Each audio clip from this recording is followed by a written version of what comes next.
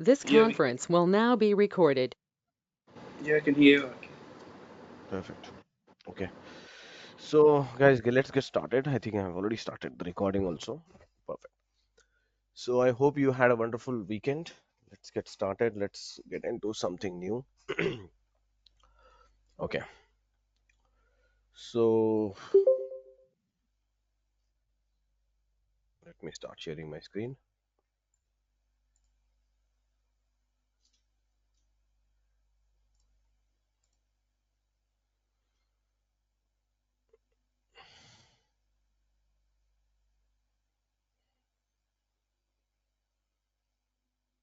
Okay. So, that day we have seen the concept about Git, right? We have talked about Git, how we can really integrate, and we have also seen how we can really install the web application into your the web application using the Git repository, right? That's what thing which we have seen so far, and that's the best practices which companies are also doing right now and following the same standard. Now, let me give you some more details about Git, how really Git works, because this is also one of the very critical and very important component. Because as you can see, as we move on, definitely we will be having lot and lot Git which is coming in. So everything, the code and everything, every script, whatever we are going to write, we are going to have the Git. So Git is kind of like it's very important, right? In this particular course. So let's get started. Let's understand what is Git, how to use Git, what are some of the use cases, and we will see how to access and kind of like start working with it. Okay. Now when I talk about Git, definitely there are this mainly uses by developers. Okay, mainly uses by developers. But before this, right, let's try to understand that how developer used to really access these code thing, right? When we talk about source code, how that source code mechanism really works out. Let's try to understand that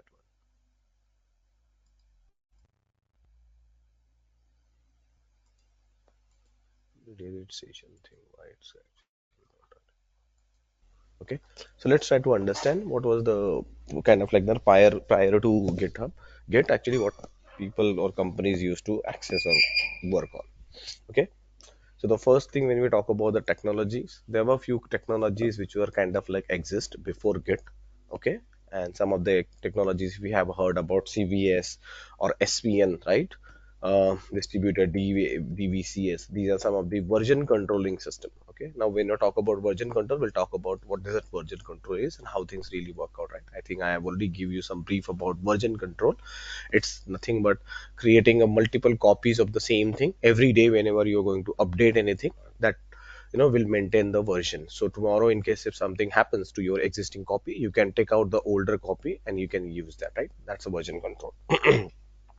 Now the version control thing, how it used to really work on is same thing like a developer is having a local copy on his own laptop, and then there is a remote copy actually which is exist on the SVN or any this version control system, right?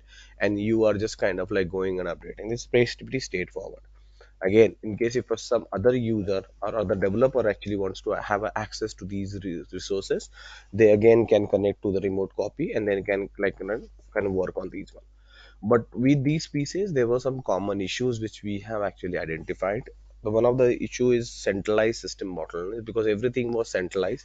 Okay, again, the local copy maintenance was also not that great. And when you are really pushing it, the technologies like which is having offline capabilities, which were also not there. Like in case if I want to have offline and work everything on this one, that was also one of the thing because when I talk about local copies, right? Here the local copies were also kind of like not that greatly maintained. Everything was managed by the central system.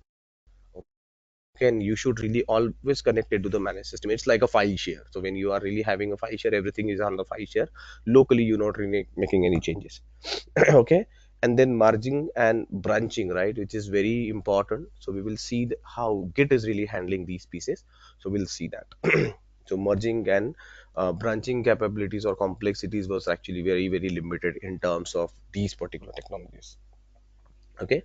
And definitely the difficulty for forking and copying. So in case if I want to fork or copy the code, there were really limited kind of like a scope for actually creating those kind of like now we'll see that what this copy and forking really means is as we move on. Okay. So now what is Git? Git is a distributed version control system. Again, it's a part of DVCS that helps manage and track changes in the source code during software development. Okay, so as I said, it's a distributed version control system. So yeah, that means it is automatically getting distributed, which make it more highly available and more reliable. Okay, so say like in case if you are putting up one system one place, your copy is getting separated across multiple servers or multiple environments. That's what the main concept about. It created by the same guy, Linus Torvald, okay, in 2005, and since become the mostly widely used version control system. Now, see, Linus is the same guy who actually created Linux operating system, right? And on his name only, Linux operating system is really coming up. So Linus was the same guy and who also invented this Git. He was very popular in terms of creating the, a lot of open source applications and tools and technologies. Okay, now how Git really works out. Now, when I say it again goes with the same concept like a local copy, right? However, when you talk about this local copy and the remote copy, the basic concept is that it continuously monitor that by using your existing setup actually which you are going to install in your own laptop, right? So that means you are not only dependent on the remote copy, but you can also work on your local copy, which make it more aligned with the remote copy. So tomorrow, in case if you don't have a remote server available, okay, you still can work on. And whenever you start working on anything, right, on this remote local copy, the challenge with the earlier system was when you are trying to upload anything, it was used to upload everything, override existing whatever you have. But Git actually only take out the pieces which are got changed, okay, from the last the commit which you have did or last changes you have made. So an example could be something like, you have created 10 files last time, you uploaded all those 10 files on the remote system today to, and then today you created another one like 11th file. So now Git will only upload that 11th file, not the all 10 files. Or in case if you might have changed some changes in the 10th file or one of the file in 10 files, then only those changes will get uploaded. Okay, we'll see that in a live action so you can actually get that understanding. But that's the main concept behind Git, and that's why Git is really becoming super popular. One of the advantage again when we talk about it's a central management system, it's a version control system which is distributed in again in a nature, very efficient in branching and merging, and definitely widely adopted by multiple companies. So today if you go to any software company, they all uses Git. Okay, now Git is again, as I said, open source technology, and it is also provided by multiple companies. We'll see those companies list, how we can really create and what are some of the things. When I talk about open source, always see that open source as a freely available and you can use it. And it doesn't mean that it's freely available that means you cannot really use, or it's not industry standard. No, nothing like that. Nowadays a lot of open source applications are actually becoming industry standard. Okay, now let's talk about some lives. Okay, first of all, guys, any questions so far? Are we good?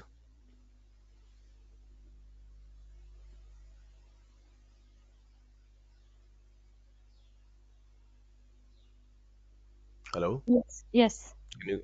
Yes. Okay, perfect. Okay, so let's try to understand the life cycle of this thing. So what generally happens is when you create a Git repository, right? That Git repository, say like you have a working directory. So there is a concept in Git that how all these Gits and Git commands align, because Git is a CLI, a command line interface. Okay, and you have to use this command line interface to interact with your remote server. So generally when we create anything in Git, a folder, okay, we call that as a repository. Okay, and that's where I'm referring this remote repository as the repository which might be created remotely. And as we understand, remote is something which is maybe in cloud or somewhere remote, like the virtual machine we created, right? The application we created, it's all remote. We haven't really created that on your local system, local device, right? It's somewhere in the cloud or somewhere in the some other server. So when you talk about remote, so you can really create a remote repository on the server which is provided by Git. Okay, and now you also install Git in your local environment. Now once you create or install Git in your local environment, actually it creates the virtual environment within your laptop.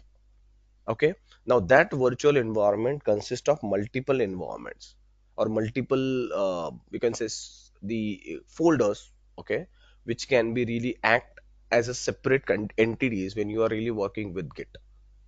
So what happens when you start working on these things? It create three copies. One is your work directory, where you actually created your code or you're working on your actual code, okay, or where you have cloned the complete repository. Now we'll talk about cloning and everything, but where you have copied all the code from Repos repository. Now there are two aspects here, right? Either you can create a folder in your local environment and can push that to remote repository, or you can create a report repository and you can clone that locally in your environment. I'll show you both the scenarios. Okay, now so that means you have to have a remote repository available to work on your local environment. But when you are creating a local environment, that means you are creating a folder. Work directory is nothing but a folder on your C or D drive, wherever you want to create. And the actual work on your laptop, whatever you are really doing, you are making some changes, you are working on that particular file, it's all about that work directory. Okay, now there are certain commands actually which are really created. So as I said, this work, this entire environment, right, it getting created by the Git. So Git created all this environment. You will not see these folders, okay, inside the Git, but when you created a Git, Git automatically created all this environment. You have only work directory. You can see only work directory. You cannot see staging environment or local repository. You cannot see that. Okay, but it's a again a virtual copy of your directories which you got created within your local environment. Now why actually it is creating these virtual copies and why to really manage these virtual copies in your local system? So the first command which we are really going to run, as I mentioned, right, you can create a remote repository. And that remote repository, first of all, you can start pulling, and this is what the general practice or general standard is. Always a DevOps person will create a remote repository in your Git server, and then it will provide a user with that URL for that remote repository. And then user, the first command, once he install or once the Git install, because nowadays if you see, Git is almost installed in all the laptops by default also. Okay, but in case if you don't want to, if you want to install, I can show you how you can really install that one in case if you don't have. Okay, so now the first command which we are going to run is a git clone with the repository URL. When I talk about repository URL, I'm going to show you how you can take out this remote repository URL. It is simple as you can have your share file. For example, you can have your DNS name, okay, or like git.yourcompany.com, maybe xyz.com, or you can have GitHub. There are some companies actually, GitLab, a bunch of them, right? So you can copy that URL and you can just run a command git clone and it will automatically clone. So that cloning process is nothing but copying everything from your remote repository to your local environment. As simple as that. You're just copying everything. Everything, whatever I'm talking about, everything means if you have 100 files in this remote repository, you can clone all 100 files in one go with just one command. Perfect. Now the second thing, when you start working on it, right? Generally what happens, say like imagine a scenario, you created a repository which is blank, doesn't have any file, okay? But you initiated that. Once you initiated that one, now you can start working on your local environment, which is in a work environment, okay? You created one file, a single file .txt file, and then once you created that particular file, you can then run another command which is git add. Okay, now this is a command which will add that particular file into the staging area internally. Staging area, right? That means this particular file is ready to commit and push to remote repository. You can also use dot.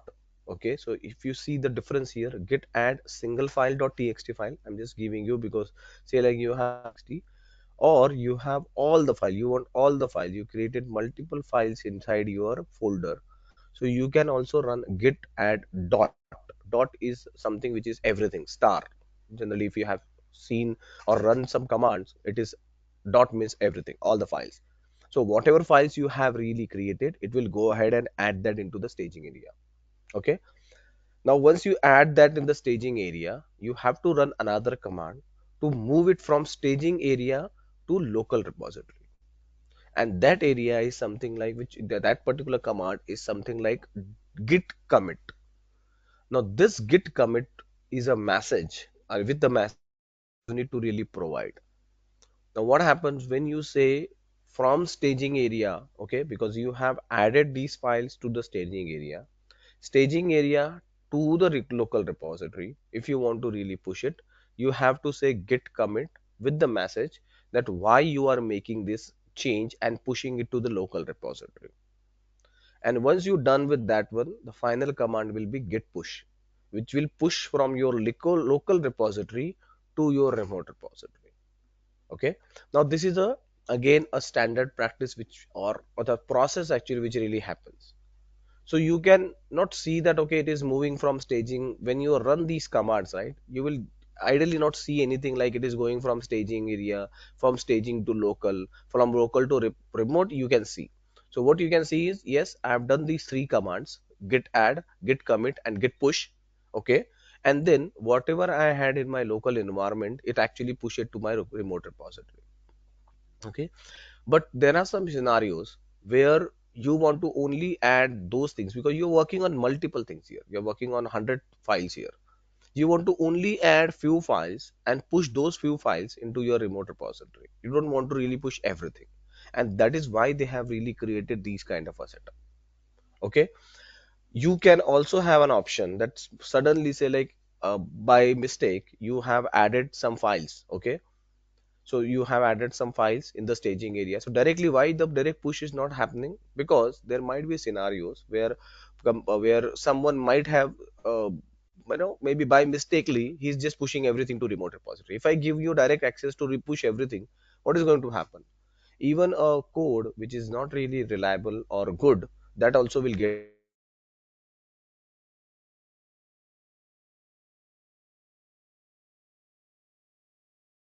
confirmation. Now, once you have confirmed that yes, everything is looking good to me, then it is allowing you to really push it to the remote repository. So these two are nothing but the confirmation. Because in case if you feel that okay, I added something, I want to remove this one, I can remove this from the staging environment. Even after Sir, staging, if I committed this one, saying that okay, commit to the loop. Hello, there is hello. the voice is breaking. Your voice is breaking in between, sir. Okay, wait a minute. So, Rohit, you started a Git session today? Git repository, Git. Okay.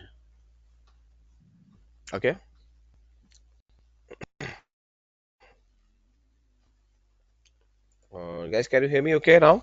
Hello. Yes, able to hear you, but in between, it's the voice is breaking. Oh, okay. Now let me know in case if, because I think I had some problem. But now let me know in case if it is still the same. Okay. So when I talk about the the environment, when I talk about these things, right? So these are again, as I mentioned, these are nothing but the confirmations that we are getting from the Git repository, saying that okay, you want to really commit that one. So like the way if you have added some single file or multiple files in the staging environment, you can really kind of like you said okay, I don't want these environment or I don't want these changes. You can straight away delete these changes. Same thing you can do it from the Git commit. So if you don't want, you can really remove these changes and you can say okay, I don't want to really use it. You can go ahead and cancel these commit changes.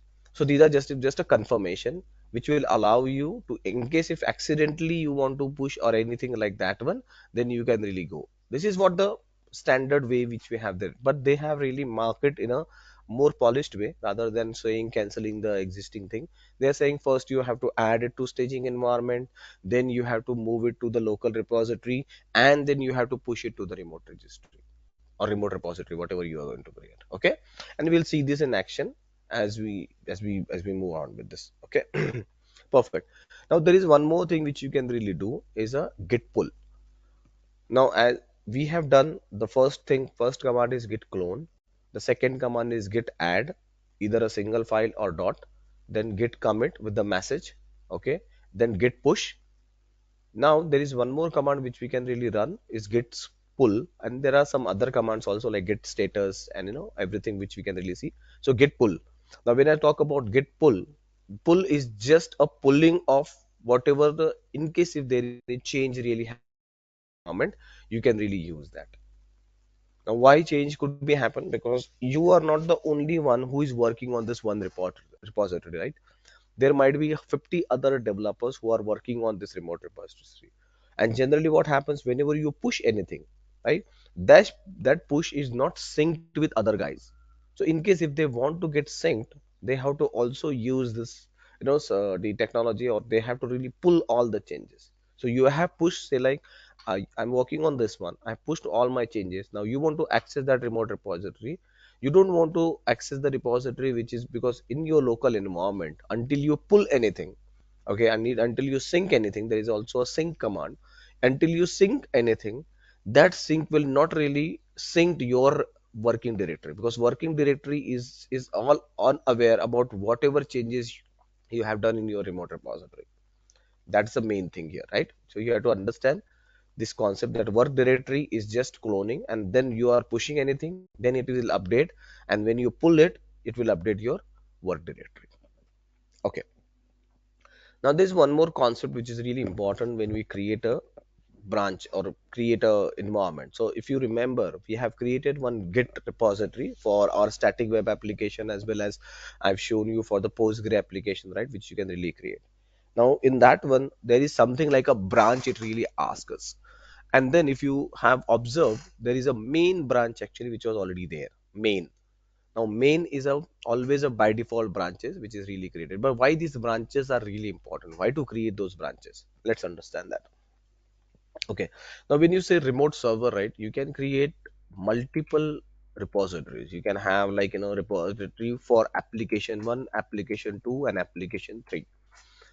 Now the standard practices and in all the companies, what you see is every developer or every application, not developer, every application has its own repository. So they can maintain the code inside that one repository, and you can create hundreds of repositories inside a remote server. It will allow you to create hundreds of repositories, right? Because in maybe in your company you might be having 100 of applications.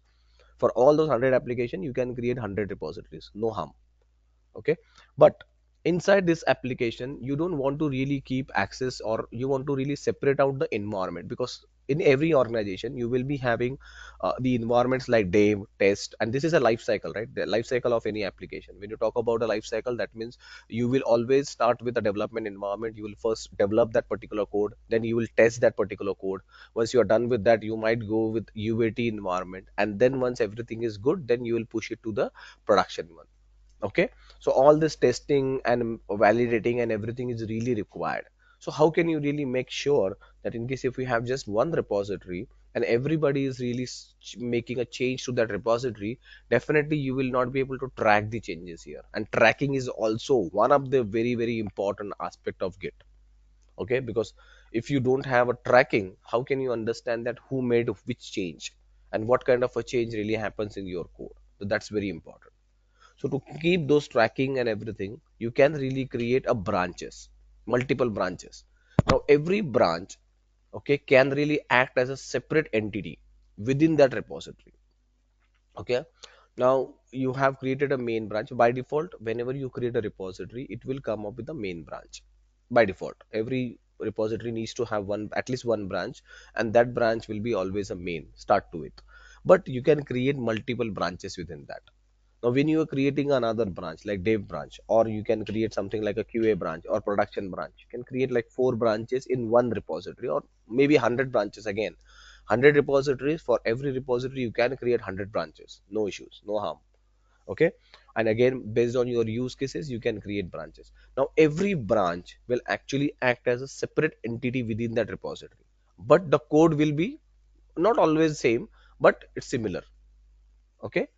Now why that code is similar and what is really we are doing with the branching strategy, let's understand that one. So as I said, right, you can also have something like a main and multiple branches for every environment. So you can have all the repositories, and then once you have the repository you can have four branches each, like that one. And it's not mandatory, or it's not like always go with the same strategy. Main will be always there. So main is the common across all. But if you want, you can have dev, QA, and production for all the branches, all the repositories, or you can change it anything. Doesn't matter. Even you can create another branch and you can delete the main branch. But you need to have one branch, which is very important. Okay. Now when I go back to again, the when I talk about the branching strategy, why this branching strategy is really important, let's try to understand that. Okay. So as I mentioned, the local copy is always there, and you want to really the life cycle. If I talk about the branching or any application, it's like starting from your local copy to how I can really move it from my dev branch or main copy to my production branch, whatever I'm working on. Okay, or my local copy to the main branch. That is my concept, right? This is what we have seen, that user can really connect to the repository like a branch, and then he can clone that branch, and he can make a change, and he can push it to that. It's not that straightforward, right? The process which I showed you, it's not that straightforward, that I am having a local copy, I'm just making a change, I'm pushing it to the production. Main is my production branch and everything is settled. No, nothing like it. Life is not always a very easy, right? So what we need to really do, we can create a dev branch. Every developer will start with a dev branch. Not again, I'm saying when you talk about dev, it's not always a dev, it can be anything, but I'm just assuming that it's a dev. Okay, so developer will always start with something like a dev branch. So he will always push the first initial copy or a code to the dev branch. Now from that dev branch, why we really need this dev branch? Because we are going to deploy this into the dev environment. Correct? So say like imagine a scenario, we have created one app service, right? In that app service, we have directly mapped our application. Okay, we have mapped our application to directly communicate or directly work with the app services. And whenever I'm making a change to my branch, that apps that there is a workflow which got triggered. Okay, and that my my code from my development branch to my production branch, or maybe my to the production branch directly. Why? Because I'm making all the changes directly into the main branch, and that's why it is pushing directly that into my production environment. Okay, but that's not the ideal scenario. The ideal scenario is always you are actually pushing the code into the dev branch. From that dev branch, and it will get deployed into the dev environment, because every environment, be it a virtual machine, be it your web application, should go with multi environment setup. So that should have one staging environment or one development environment, QA environment, production environment. Okay, and that's a process which you need to really go with. Now when you deploy that into the dev environment, what will happen? That will happen using a, and how it will happen? It will happen using a CI/CD pipeline. Once you have a CI/CD pipeline, a dev person can really test that environment, because every developer needs to test his own application, and that's we generally call it as a unit testing. Okay, so you are just going as a developer, you logged in, you just validate it, yes, everything is looking fine, no problem, and then you update a QA guy saying that go ahead and use this branch, because this looks everything good as per the requirement whatever was there. I have developed my application. Now it's further okay, or to move it for the further next process, which is the QA, right? The quality check, the quality analysis. Now that process is again involved with another branch. So what we need to really do is that now from dev branch, you have to pull that to the QA branch, and that process we generally call it as a pull request. Pull request, that means whatever you have in your dev environment, changes you have done, you want to pull that into the QA environment.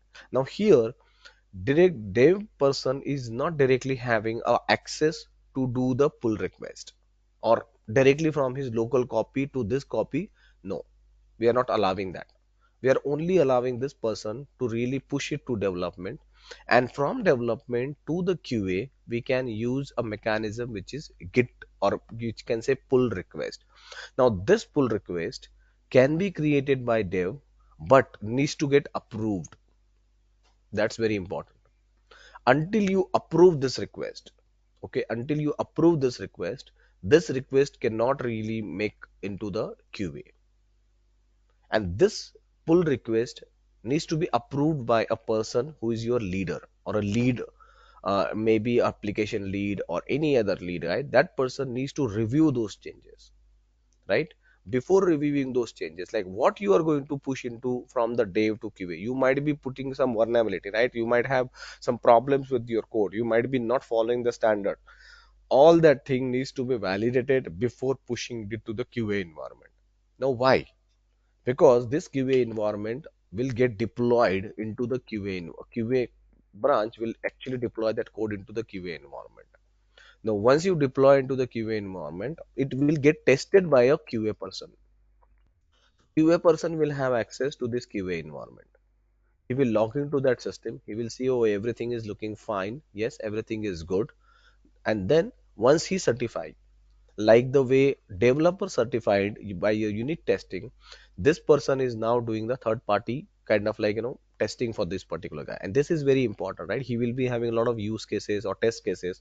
He will run against this QA. He will thoroughly check that particular environment whether everything is looking as I expected, no bug found, no functional problems or no non-functional problems exist in this particular code.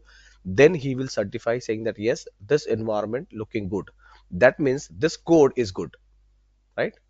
Because application, eventually application functionalities all depend on the code. If application functionality is proper, that means the code is good. If the application is not performing the way we want, that means there is a problem with the code. Okay, what he will do, he has a capacity that he can either approve this saying that yes, everything is looking good, or he can straight away reject this, say no, no, this is not as per the requirement, because he might be having a requirement and he created these test cases based on that requirement. That means there is a problem with these two guys, or between these two guys, not exactly the problem these two guys, but say like he has a requirement and he also has a requirement. His job is to develop these requirements and his job is to test those requirements. If there is any change, right, he will immediately call it out saying that hey, look, this was the requirement and your environment is not allowing me. Example could be I'm developing a WhatsApp application, right? And in WhatsApp application, my first use case, my requirement is that a user should be able to upload image. Okay, developer said yes, I have tested that, and my in my development environment I'm able to upload the image as a user. Now this guy comes in, he deployed this into the QA environment and he tried to upload image, and he find out that okay, no, no, he is not able to upload the image, or he might use some other scenarios. He might try to upload, instead of image, he might try to upload PDF file or some other file or video, and that will not really allow it because he will do a lot of other tests, right? So in case if he is not able to upload image, then he will say, oh, I am not able to upload image, that means there is some problem with the code. Then he will reject this. It will go back to the developer will validate saying that, oh, okay, I think there might be some problem. I haven't really thought about this one, that I can only do it from the Android, but now I cannot really do it from the iPhone. That means iPhone is having some different technology and this guy was actually using from the iPhone. Then he tried this, he was not able to open the camera or the library. Then he has to really enable that option. Once he enable, then he will again push, he will test out now in the iPhone, he'll again push, it will get checked by the QA person will now upload it from the iPhone and will check yes, everything is looking fine, then he will certify. Okay, so that's how the overall environment sections really work out. Until you do all these changes fixed and everything, until this is get certified, there is also could be another environments, right? It could be QA. After QA you can have UAT, after UAT you can have pre-production, you can have production. There could be multiple environment, multiple testing happening actually on the system before even actually making into the production. Okay, because once you perform test and everything, and then you will say now once I'm done, this guy certified, I'm going to say yes, I can now move it or pull it again back to the production. there will be also a pull request from here to here. Now pull request, once this is done, the pull request, my another pipeline will get initiated. Now this will now deploy everything in the production. Okay, now everything in the production is working fine, and now my users can really access this application and they are good with that one. Now when I talk about this complete environment, what is happening here? The changes what my developer is continuously doing, it is getting continuously deployed in the production one. Until this pull request get initiated, nothing is going to change into the. So tomorrow, in case of my developer wants to again recreate this environment, they can recreate this using this QA environment or QA branch, which is already having a QA and a certified code from the developer. And then in case if tomorrow I want to really, my production environment is got deleted, maybe in some scenarios I want to really redeploy this application. Okay, I will redeploy the application with the last code changes which was there in the production main branch, and nothing is really linked here until you make a specific changes, pull request and everything. Nothing will automatically get changed. So this will be a completely different environment. This will be complete environment. This is completely different environment. No changes will automatically get sync here. You have to do that. And why? Because you need to also, with this pull request, you have to provide the validation, the monitoring, access control, right? All things are really getting important here.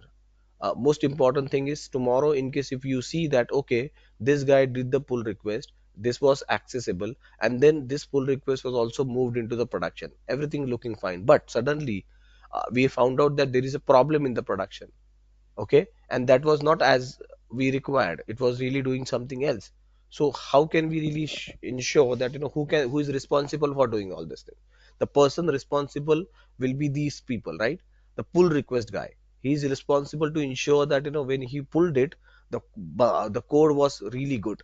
Then the testing guy, did he perform all the proper tests on everything? If not, then if this particular thing was missed, then why it got missed, why it was not really performed or added into the testing thing?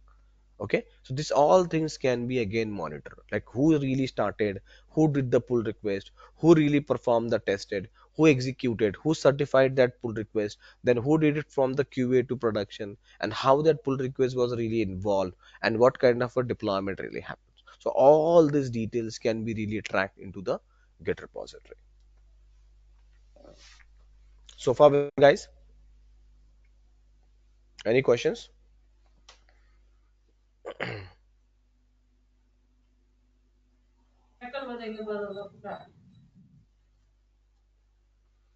Okay, now there's one more concept before we actually get into the demo, the public repository and the private repository. Now, what happens when you create a any server, remote server, you get an option whether you want to create a public repository or a private repository. Now, because of this open source applications, Git is also becoming a very popular.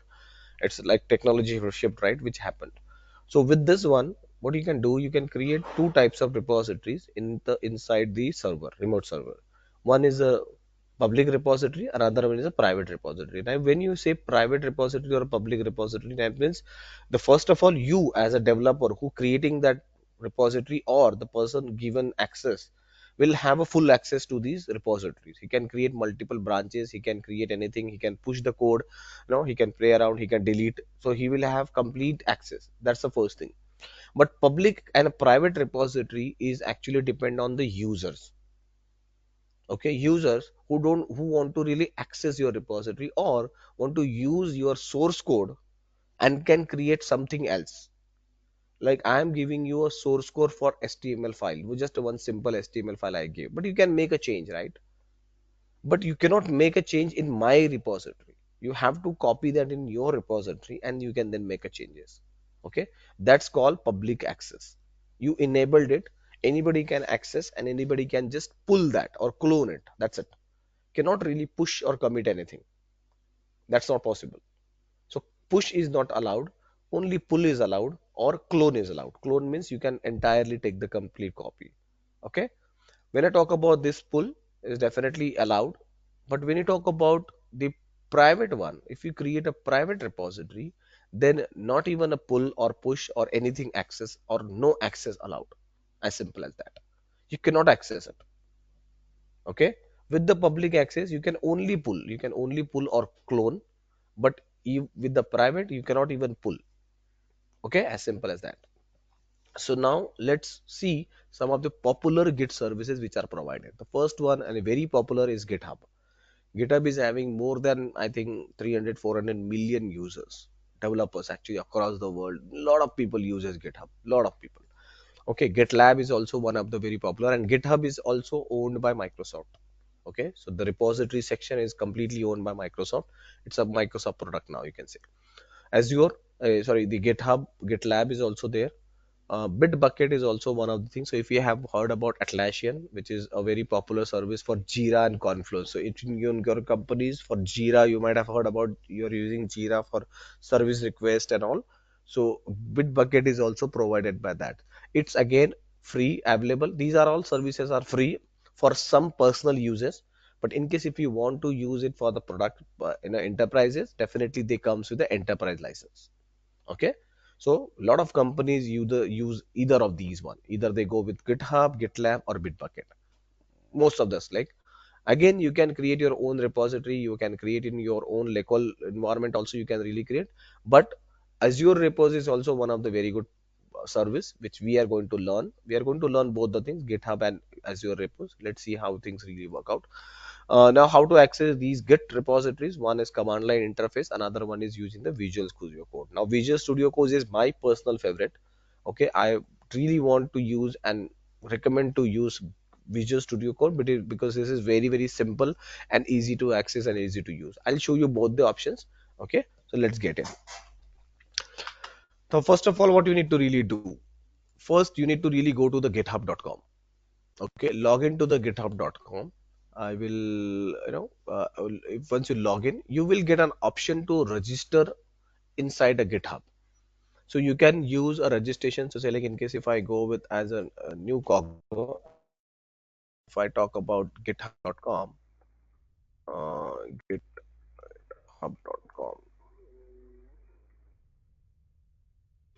github.com. Okay, we'll start with here. You can sign up or sign in. Okay, you can use your Gmail account also in case if you want to really use. I've used my Gmail account, so you can just sign up. Click on sign up. Provide all the information here, like what username you want, what email address you have. So you can just put up a email address and everything here. Once you put up the email address and everything, it will kind of like allow you, and you will be logged in. Okay, it's very very simple. There's nothing simple. It's like registering to any service. Okay, you put up a very good password and username and a password, secure one.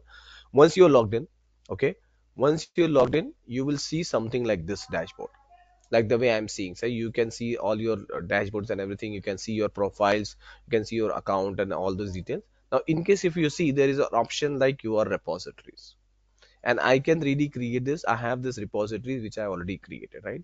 There are a bunch of repositories which I already created. I have this all this repository. Now here you can see there is a icon, tiny icon or a mention here, like this is my public repository, this is also public, and most of my public repository I've created some public, but there is one private also. Okay, now the difference between this public and a private is, as I mentioned, right? In case if I click on this one, any public repository, say like if I click on Docker repository, right?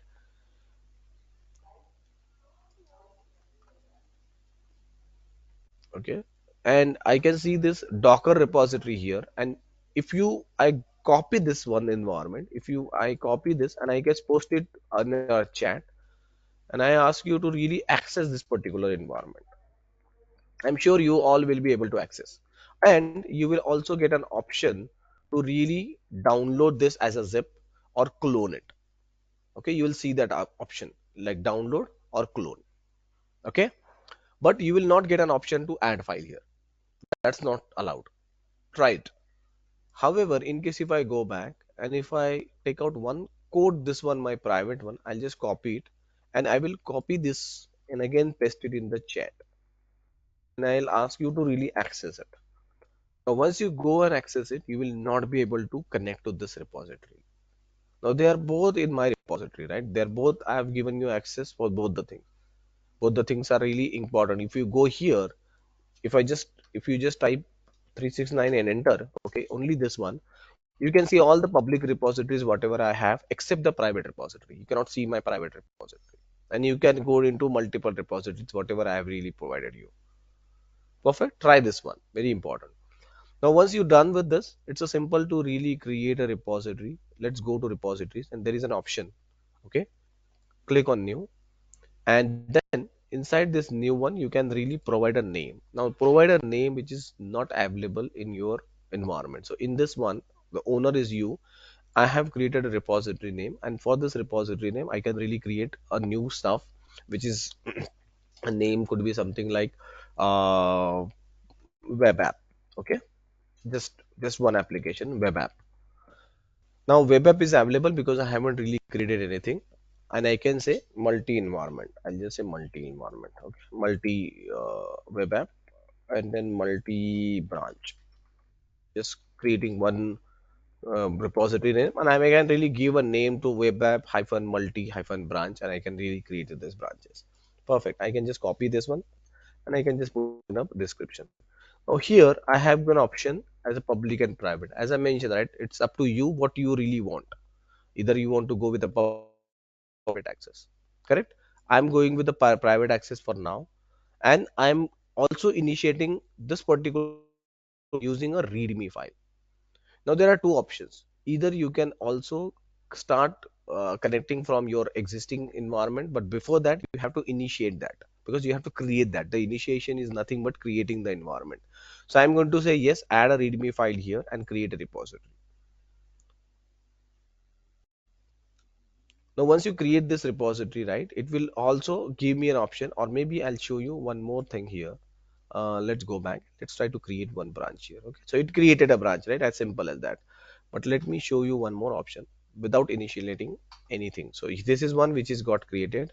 Let me create one more branch. I'm going to say multi branch. Okay, just naming this one, and I'm saying private, and I'm not going to initialize this one, right? I'm not going to click on add readme here, or I'm just not saying anything here. Let's create a repository. Now the moment I create a repository, it will give me this options. This is not initialize anything yet. So what it is saying? It's saying that, hey, you have created a new repository. You need to really run these kind of a things in your environment. So you can clone this one, or you can really start adding something, or you can also add your existing repositories. So in case if you already have some files in your to this repository, you can really perform these kind of things. Okay, but I always recommend to really initiate that in the first go itself, so you can have directly a readme file which is really added, and you can start and go ahead whatever you can really do with. Perfect. But I will really recommend you can run these commands and you can get it executed. Now as I mentioned, I have created this repository, the one which I have created, right? I'll go back to my repositories, app multi branch, and I got this repository name which is readme file which I'm already created. I'm going to clone this one. Okay, I'll just copy this URL, the HTTP one. Either I can click on this one or I can download, but I don't want to download because I want to work with this one. Because once you download, you are not initializing this one, right? You're just downloading as a zip file. You can just use it, but you are not really interacting with the remote system. And to interact, you have to really clone it. So Git can understand that you want to also push in some code. Okay, so let's do this. Copy this code. I'm going back to my command prompt. This is very important. Now on this command prompt, okay, say like I'm going back to my C drive, and then I'm just ls or dir clear. So I can really create new files here, folders, whatever I really want. So say like I have created a GitHub here. Okay, I can create a GitHub, or I can use any command whatever I want. I can really create md GitHub gh. Okay, and I can go into a gh file folder. Nothing is here. But currently I don't have anything here. Now what I'm going to do, if I go back to my browser also, if I go back and if I show you in my C drive, okay, in my C drive there is a gh folder now created and nothing is here, right? Inside this one I don't have anything. Now what I'm going to do, I'm going to say let's run the command and let's see first of all, do I have a Git installed in my environment or not? How can I check that? Just I have to type a Git here, and then it is saying all the things which I really want. So it has Git, init, and all those commands actually which I can run. Now, in case if you don't have that, how can you really do it? You have to go back and search for download Git SCM. Okay, go here and then download for Windows. If you are running on a Mac or a Linux, definitely Linux, I'm sure, Mac or Windows, whatever you are really using, you have an option. So if you are running on a Mac, click on Mac and then it will give you option. If you are already running on a Windows, it automatically detect, right? It automatically detect that which environment you are working on. So it will just ask you to download. Just download that, install, and you're done. Okay. Once you're done, you can really access that in your local environment using a Git command line interface, or you can use it using a normal command line interface also. Okay, or another applications also. I'll show you something here. Now I have this GH here. When I talk about GH, inside the GH, I can really run a command, something like git clone. Okay, and I can really give a URL, whatever I've copied, right? I can just click here and I can just mention here and I can just paste it here. As simple as that. Now, the moment I say here, it is going and cloning it from my environment. Now, before cloning it, it might ask you, or it will really ask you some details, because it's a publicly available things. It is okay. Otherwise, it will give you an option like sign into Gits. Okay, this is the option which you can really use. Now, what I can do, I can just click on sign in with the browser. It will open a browser window. Okay, let me show you. So it's open something like this. Okay, and I need to authorize. Now once I say authorized Git ecosystem, it will ask me to provide a password. I can put up a password whatever I really had, and I say just confirm. Now this is doing one time because again I wanted to really connect to something as a authentication. So it is really authenticating me and allowing me to really access it. Okay, if it is a public, even though it is a public one, it will just simply connect with you, but it is giving you an option that you can really act as a user here, so you can also start pushing data in case if you want. Perfect. Now I have logged in and it says a remote, everything is fine. It cloned everything. Now if I go back to my folder, just to show you, right, you can see there is a folder got created already in my GH. So this folder will be matching with the exact repository name which I have created. Okay, if I double click, I can see there is a readme file, okay, which I already created, and now I can also create a new file. So there is one more option which I can do. I can either create a file here. I can just see, I can go back to the web, whatever the name you have, dir, I have this readme file. Okay, and if I want to really add anything, whatever I've made the changes, let's see git add, because I haven't really did anything here, right? Again, if I say git status, so nothing is to commit. Git status is giving me that okay, I want to just check whether I have added something here, right? I just added a dot here, and I run the git status command. Now ideally, because I haven't made any change, right? Did I made any change? I just cloned it, and when I say status, it is saying, hey, your branch is up to date. There is no change. The last time when I really used it, I can see that okay, it is exactly the same way it was there. You haven't made any change. So until you made any change, it will not immediately understand that. So how can I really do that change, or how can I make sure? I can either go to this file, readme file, and I can make a change to this readme file. So if I open this file, why it's opening in this one, let me not open it in this one, I will open it in uh, notepad. Okay, I'm just going to say just notepad. Okay, and I can see this is the file with the readme file. I haven't really made any changes here. I'm just going to now make a change. I'm going to say this is just a sample change. Okay, perfect. I'll just say save. I just controlled S. Now it got saved. Now let me go back and try to run this git add. Now again, let me see the status. Can you see? It automatically understand that yes, there is a some modification happen. Earlier it says there was nothing like change. Now it says yes, there is a modification happen. Okay. Now if I add again, git add something like git add dot, I don't think there will be anything here because it's already saying that the same thing what I've really done here, right? Git add, and because it's already from my work directory, it already moved to the staging directory. And this is the status which I can see that these are some of the things which are really there. Okay. Now what I can do, I can now run, once I run the git add command, I have to run the second command. What is that second command? Git commit. Okay, hyphen m is for message, and I need to provide a proper message. Now this is a very good advantage for you to provide the details that what you have made a change. Generally what happens in the scenarios, in a development scenario, every development person is working on a requests like Jira request or some kind of a task. Every task will have a ID that's from the project management, right? So you also, if you are working in your organization as an admin or as a developer, whatever you are, you really getting a tasks, right? Every task, and that task is assigned to you on a weekly basis, and you have to finish that task. Okay, that every task finishment is depend on the idea of that particular task. So you can just refer saying that hey, I'm done with this 1 2 3 task, I'm done with 5 4 6 task. So that's the ID which you are really referring. Here you can actually put up that task ID also, so you can link that with the task whatever you have worked on. Say like I have given you a task to develop one feature, okay, one fix for uploading the image.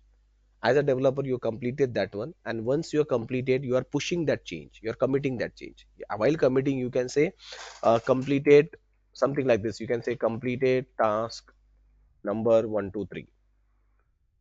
Okay, so this was my task and I have completed this, and that completion is actually the output of this particular code. I can just simply say 1 2 3 and enter. Now it says yes, there is one file change and there are three insertions. It can give you very granular understanding that this is change, and I can show you that in a very graphical view. We can really see that. Okay, we can see this change is happened. Perfect. Now I can do the final thing. I can say git push. Okay, let's see.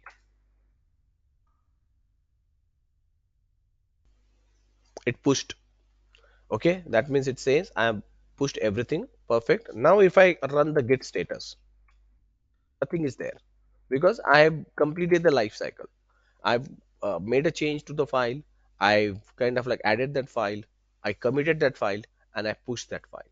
All four things done. Very good. Let's go back to the repository. And here, if I just refresh, okay, I can see there are commits actually which are happened. Commits, okay, because I've committed some changes. If I click and that commit last, if you see, right, complete task 100 hash 1 2 3. What is this? This is the exact message which I just typed.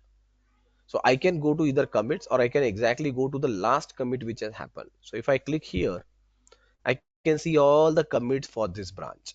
So I can see, okay, this is the first initial commit, the second commit, when happened, who created, what time ago, everything I can really see here along with all the users. And like in case if this is done, I can also validate that how many commits done by this user, how many commits done by other user, how many commits done by other user. I can also see what really happened. So if I click on this one, I can exactly see that what change happened here. Okay, so here if you see, it says in this change, it says three changes happen, right? Three additions. What those three additions? Three lines. Three lines got added, and all these green lines are actually the new lines which are really there. So it says, hey, line number one is plus, just enter normal, nothing here. Line number two, nothing here. Line number three, there is a there is a file. So it is accepting all three changes as a different change. Okay, and you can also write some review for this one. In case if something happens as a user, you can also put up a write, yes, very good, you have to make changes and everything, and you can really do it. Perfect. Now, once you are done with this, once you are done with this code particular thing, I can also go and I can also make some changes here. Say like in case if I go back, okay, I create one more file here. I go here and I'll create one new HTML file here. Say like, whatever the file I have, I'm going to say index.html, for example, right? But this is again getting created as a text file. So I need to really change or rename this one. So let me view properties and also see the extensions. So let me customize, change icon, show all the folder options, right? I think I have to go with folder options. Mhm. And then view and always show icons, hide folders, no hide empty drives, extensions, no hide, apply. Okay. So now I can see this exactly file. I can rename this file and I can make it HTML. Okay. Yes. This HTML file, I can right click again. I can open this in a notepad again if I want. I can go back and I can change this to just once for now. And I can make a change here, right? I can just say HTML as a this one, H1, and this is just a simple web page. Very, very easy. Okay, and I'm just saving this one. Okay, if I save, if I double click, if I open this in a browser, this is how it is really looking like. Perfect. I have added this file. Now what I'm going to do, I'm going to make a change here. I'm going to say, or maybe I'm going to web page, and I'm going to make one more thing here, small thing, web page on dev branch. Okay, I've just saved it. Perfect. Once I saved it, I can now again do the git add dot. Why I'm putting up dot? Because I can really add up multiple files right here. I can add up one file, or if because this is only one file, I can also add this something like this, one file only.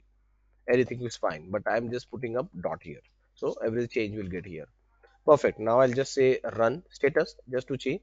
Now here you can see, right, new file here. Last time it says modified. This time it says new file. Very good. Git commit and then -m. I'm saying adding new HTML file. Maybe I can say task 111, something like this. Perfect. Now I can say git push.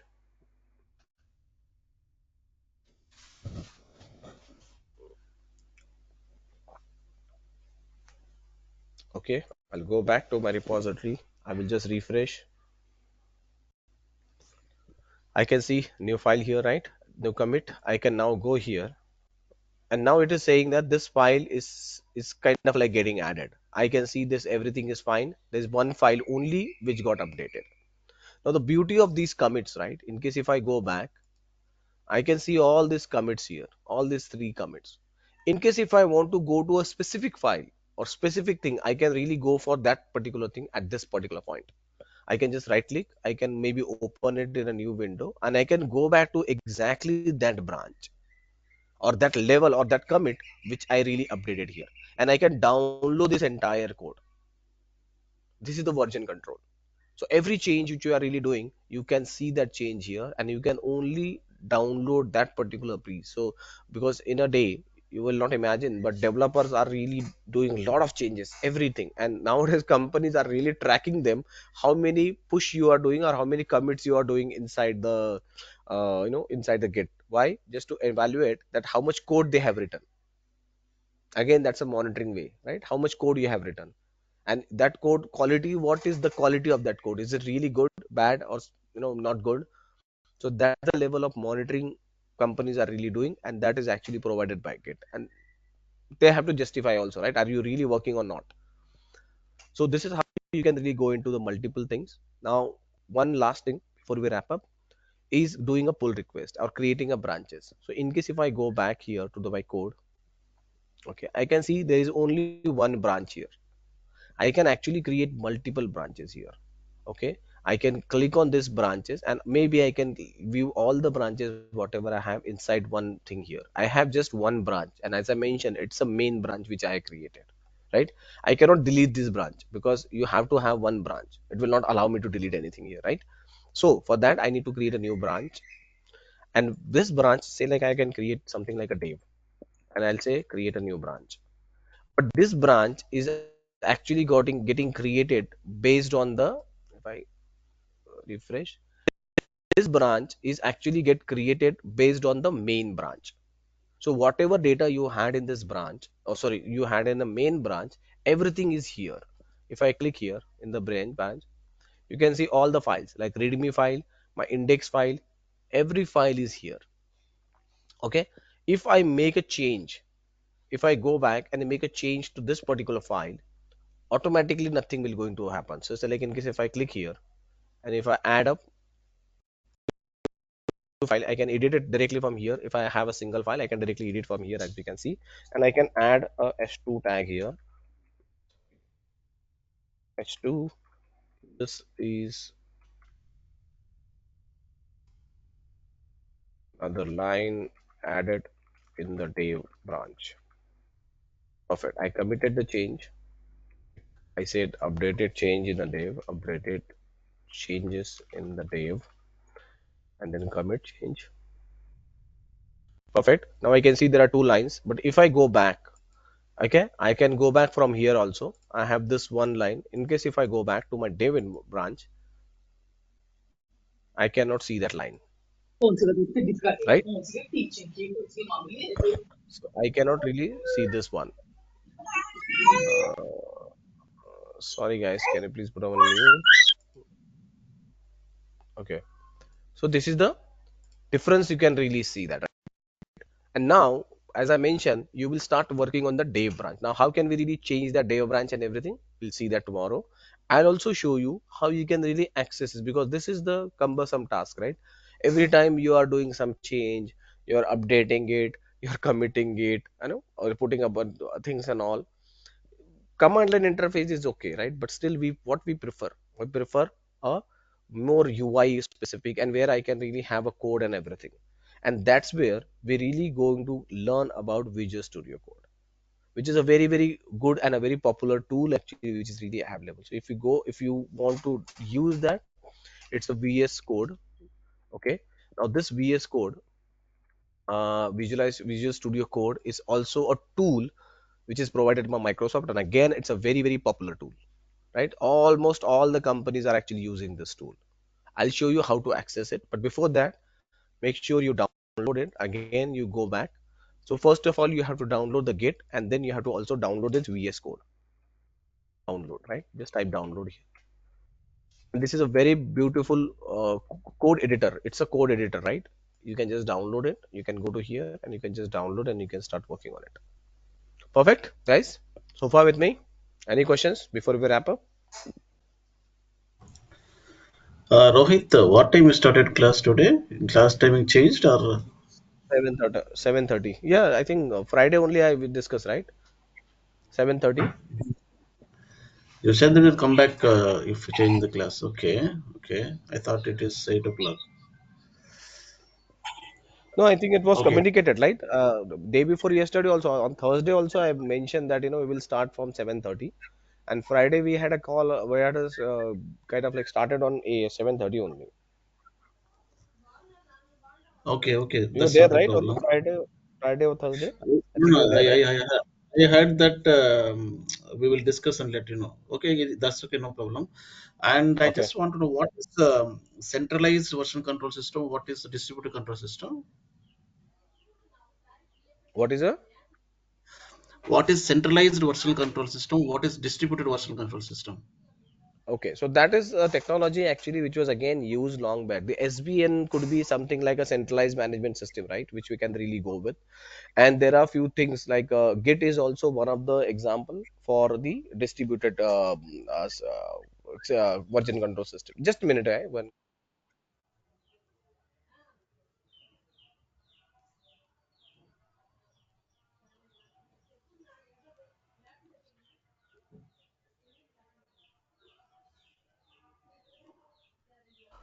sorry guys, yeah. Yes. Yeah, so when I say centralized management system, right, it is mostly like, when you are using a SVN kind of things where it is all mentioned. Now, the problem with centralized management system is that, you can really have only one server, and the distribution nature of that, no, is it's not really there. Now, when I talk about Git, right, Git is also a distributed network. You can actually install that. You can use it internally also. It is getting managed with multiple systems. Okay. What about decentralized? What is the I mean disadvantage on that? So the disadvantage again, when say for example, right, in case if you have a centralized system like your file share, you are putting Mhm. everything on the file share, right? And say like in case if your file share server is not available, how can you really access? You getting my point? Say like it's something like let me share my, I think I already shared my screen, right? Let me go back. Uh, uh,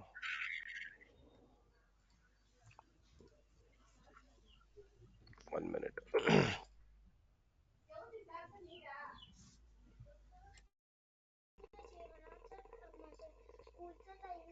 हाँ एकच minute बच्चा एकच minute दे फक्त मला. Okay, okay. Can we discuss that? Actually, I have to leave. Can we discuss that tomorrow? Aman, is it okay? Yes, My yes, daughter is calling. Rohit. I have so many doubts. Okay, we'll discuss tomorrow. Okay. No problem. Okay. Thank you. Thank you. Yeah, sure.